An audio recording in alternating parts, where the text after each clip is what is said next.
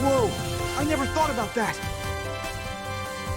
Today, we're going to unpack one of the absolute most incredible engineering paradoxes of the modern world. I mean, imagine standing next to a modern megaship. It's quite literally a towering steel city. But when you really stop and think about it, a massive, heavy steel city floating effortlessly on water kind of feels like it completely defies common sense, right? Well, today we are going to look at the beautiful combination of physics, mathematics, and engineering that actually makes this miracle possible. To truly appreciate the mystery here, just look at this massive number, 200,000. A modern megaship can weigh over 200,000 tons. To put that staggering weight into perspective, we are talking about a structure that is heavier than thousands of elephants combined. It's just a colossal mountain of solid steel. And you know, it isn't even just the steel frame. We are talking about accommodating more than 6,000 passengers and thousands of crew members. On top of all that human weight, add in millions of gallons of water for pools, multi-level shopping malls, theaters, and literal ice skating rinks. Yet somehow, this colossal mountain of heavy, city-like cargo floats perfectly, honestly like a giant rubber duck. So why doesn't it just sink straight to the bottom? Section 1. The secret of density. Now obviously, if you drop a solid steel hammer into a swimming pool, it sinks instantly. So how is a cruise ship built so differently? The answer actually begins with an ancient Greek scientist named Archimedes over 2,000 years ago. Legend has it that while he was taking a bath, he noticed the water level rise when he got in. That simple observation led to a monumental 2,000-year-old discovery that makes modern ocean travel possible, Archimedes' principle. Basically, it states that an object floating in water is pushed upward by a force equal to the weight of the water it pushes aside. We call this upward push buoyancy. You see, a cruise ship isn't a solid block of metal. Most of it is actually just air. Its enormous hollow hull traps millions of liters of air, which fundamentally changes how it interacts with the water. And this brilliantly illustrates the concept. Imagine two identical backpacks made from the exact same heavy material. The one on the left is packed totally solid with heavy textbooks. The one on the right is mostly empty. Even though they're made of the exact same material, the empty backpack is so much easier to lift because its average weight per volume is a lot lower. A ship works exactly the same way.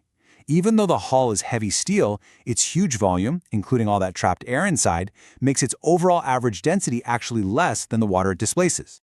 Ultimately, water doesn't really care how heavy something is in total. Water only asks one fundamental question.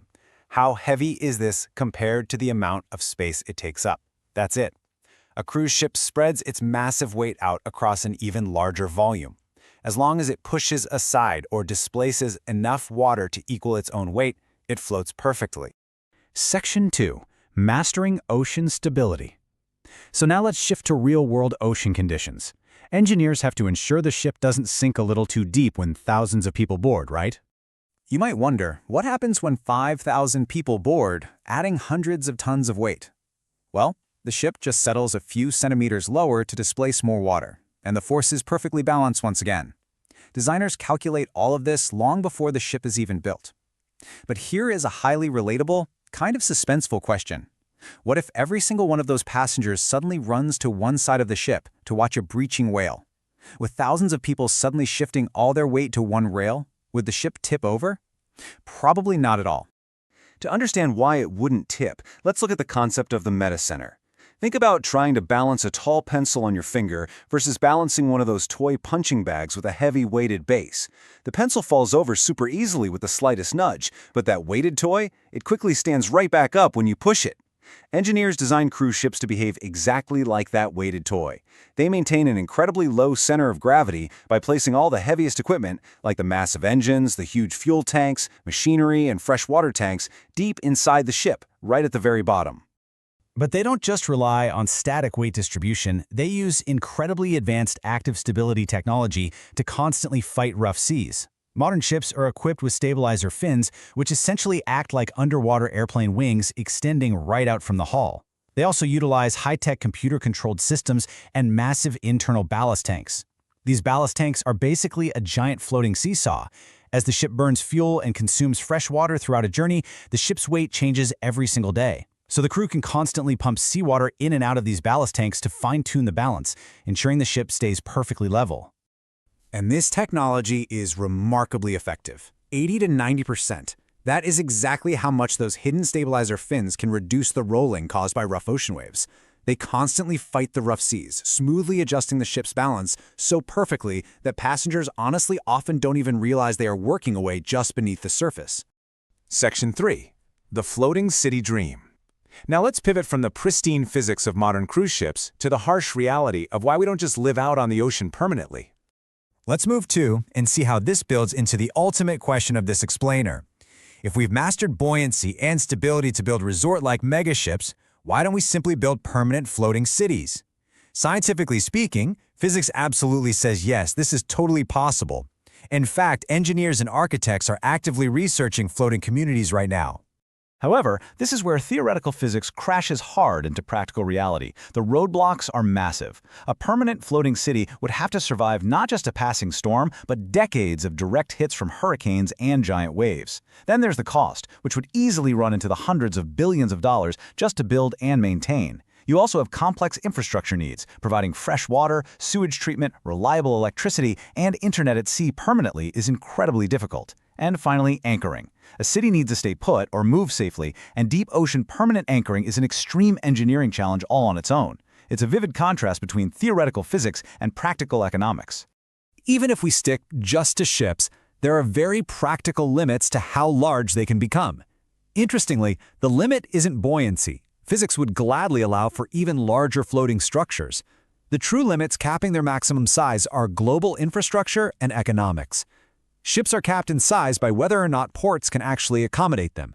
Can they fit through vital global arteries like the Panama Canal? Are their shipyards large enough to actually build or repair them? At a certain point, building bigger simply brings diminishing economic returns and higher costs that just don't make sense. But hey, let's not downplay the staggering scale we have already achieved. Let's do some rapid-fire facts. The largest cruise ships today are longer than 3 football fields placed end-to-end. Just imagine walking the length of 3 huge stadiums just to get from the front of the ship to the back. To put that unbelievable scale into perspective, a single anchor on these 20-deck vessels can weigh more than 10 tons. A fully loaded modern cruise ship is displacing hundreds of thousands of tons of water, and that massive displacement is exactly what keeps the whole operation afloat. So, the crucial point is this. At first glance, a steel city on the ocean seems literally impossible. But every single cruise ship is a carefully balanced system where buoyancy, stability, weight distribution, and smart design perfectly unite to defy common sense. The next time you see one of these behemoths, remember, it isn't floating because it's light. It's floating because it understands and leverages the rules of physics better than almost anything humans have ever built.